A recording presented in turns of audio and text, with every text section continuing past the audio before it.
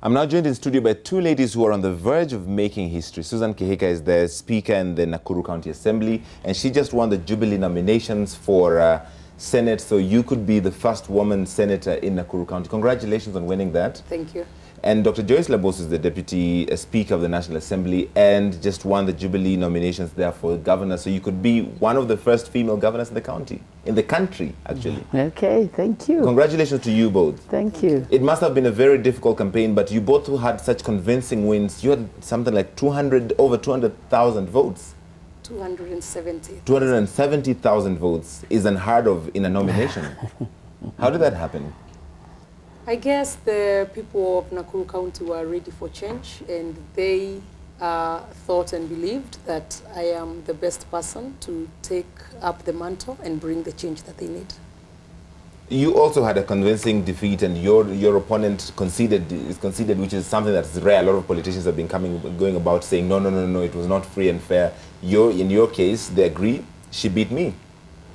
Yes, because I think we held very free and fair nominations, and we're happy that the party decided to, cancel what had happened on Friday, and so with the Monday elections that were held, it was clear that I had really won that election in a free and fair way, so that it was really, and I do really want to also say thank you for my opponent or my competitor, because by conceding also, it really showed a gentleman way of doing mature politics. I wish more people haven't done that, and this is not just in Jubilee, in ODM as well, in smaller parties. We were just talking about the Wiper situation where there's a tussle. The one Wiper chairman even resigned. Why is it that politicians don't agree when they're defeated? I'll start with you, Dr. Laboso, because you've been here longer. You've been in politics longer. No, that's true.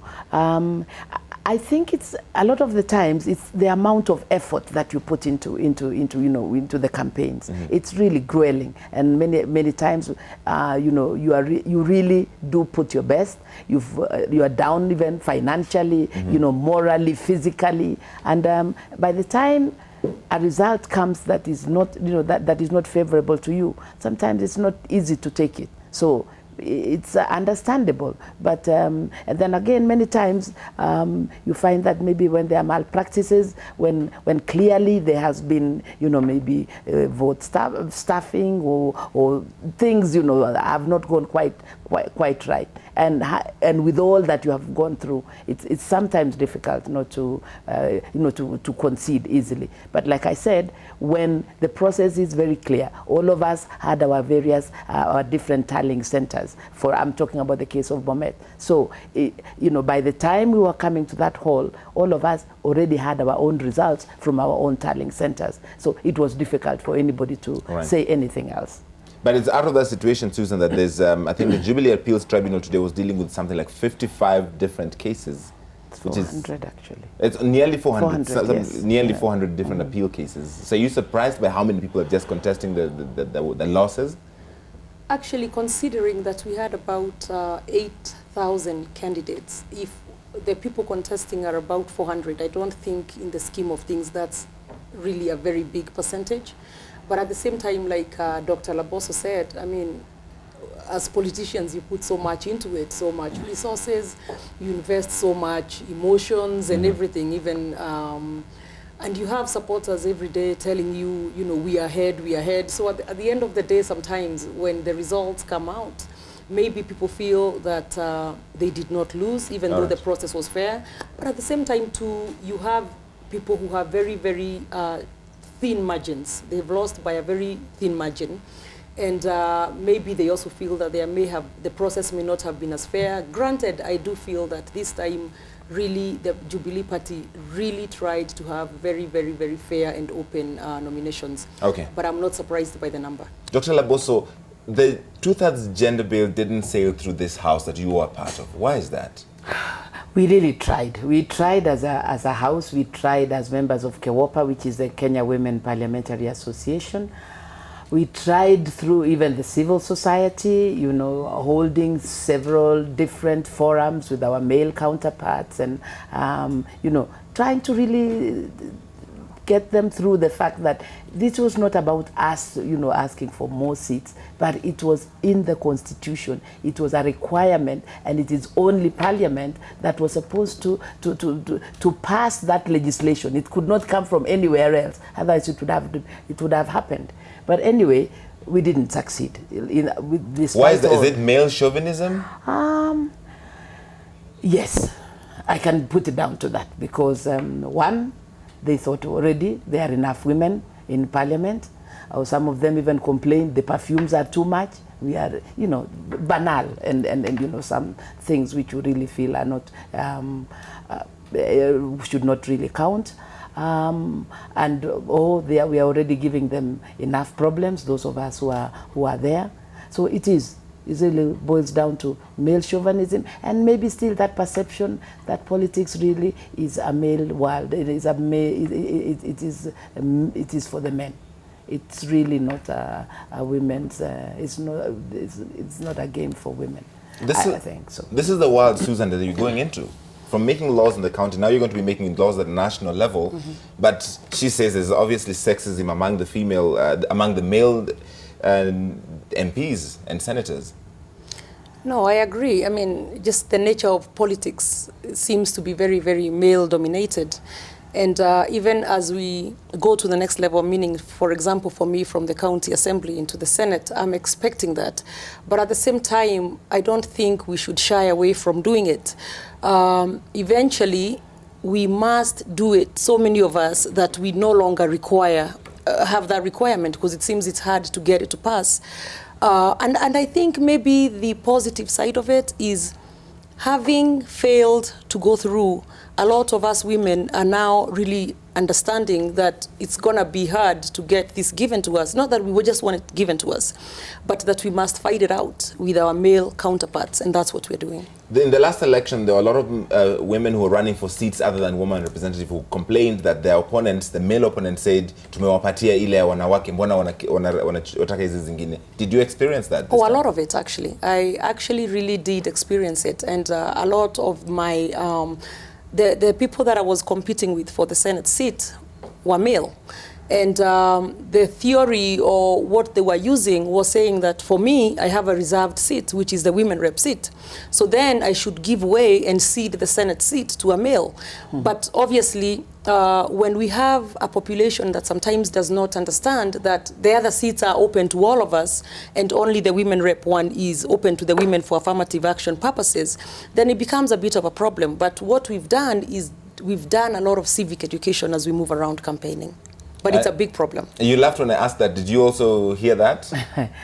Oh, yes, but like you said, I've been here longer in politics, and we spent a lot of time really telling electorate this is an affirmative action seat. It's because over the years, despite the education, we are represented in all the other spheres, whether it is in private sector, in business, in education, in whichever sector, except the political arena, and that this was affirmative action that we've struggled over the years. We've never gone beyond 20%. In fact, this is probably the highest that we've gone to, 20% of elected, actually elected plus even the affirmative action. Mm. We still haven't managed to reach the 30%. So we are still below 30%. Right. So really, yes, you get those kind of comments, but I don't get as much as I've said, because I've been there longer and I've been explaining myself that that's not that is not a seat that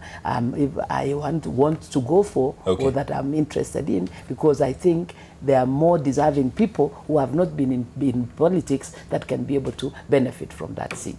The battle for you is coming, Dr. Laboso, in August, when you face Isaac Ruto. Yes.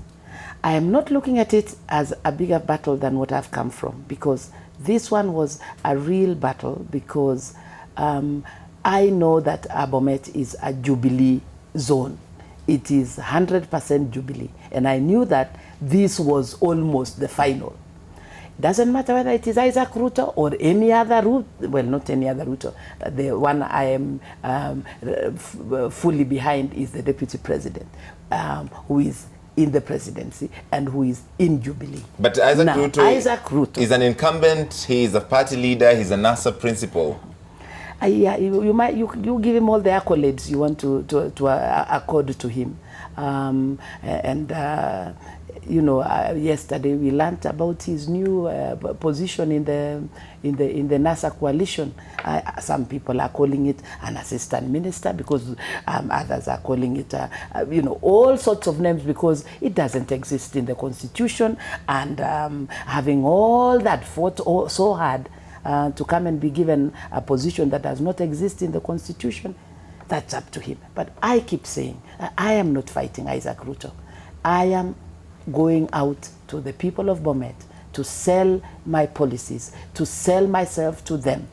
It is up to Isaac Ruto to go and do the same thing, sell his NASA to the people of Bomet, and I can assure you they are not about to buy it, because look at all voting patterns of the Kipsigis from when they started voting, and I can assure you this is not going to be a very different one, particularly when they have one of their own as the number 2 person in the country who is just about to also ascend to the presidency. They are not going to leave or cede that position and go to a number 5 or a number nothing, because we don't know what that position is.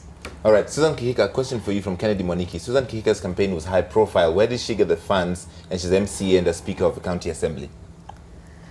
Somebody else mentioned here that it's rumored you've spent as much as 500 million shillings. Oh my God, I wish. I don't know, Larry, why I keep getting this question of finances. And again, I've said, I believe the reason it keeps coming up is because I'm a woman. I don't believe that I've spent any more than my male counterparts. But at the same time, I think when the males are able to spend that, then it seems normal, it seems okay. But when a woman is able to come out there and give as good as the men are giving, then there has to be questions to it. So anyway, 500 is ludicrous. There is no such kind of money spent.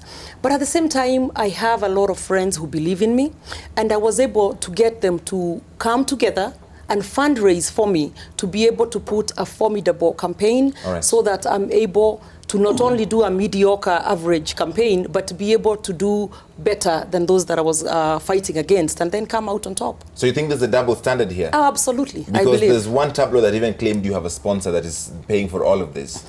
Larry, I really dislike that. Again, I think it's a double standard. Again, the reason that's happening is because I'm a woman. Why is it that, why can't it be my partner or my boyfriend? Why would it have to be a sponsor? Just simply because I'm a woman. Why aren't we hearing who their wives or girlfriends are? Because they are men, and that's okay, you know. So I think there's a lot of double standard in politics, but it's not going to deter me. I am doing everything I can to win the seat. I have come this far. I had 270,000, and my closest competitor had 49,000. So clearly I'm doing something right. Okay. But I'm also pushing forward so that I'm also successful come August. And so that eventually, and I hope and pray, that this double standard ends at some point. All right. I'm out of time, but real quick, somebody, BM Muredi, wanted me to ask both of you, what do you think of the fact that neither NASA nor Jubilee has a woman in their top leadership? Dr. Laboso first. I can talk for Jubilee. I mean, they may not have now, but I can assure you that Jubilee has been very practical in the way they support the women. I can tell you that my party supported us even in the last election in 2013. We had the highest number of women in parliament.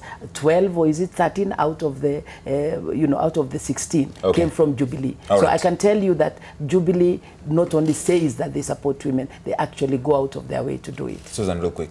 And I think actually we've seen the commitment from Jubilee in trying to get the women to get real positions. And just us sitting here is an example of that. We've seen even from the Jubilee nominations, the number of women who've been nominated for governor, which we haven't seen that yet in NASA, I believe. But I was a bit disappointed to see 5 principals in NASA without one woman out of 5. And I am glad and I am happy that our party leaders really walk the talk, and it's not just talk, but they have helped us women rise to the top. All right, I have to leave it there. Thank you both for coming in. We appreciate your time. All the best in August.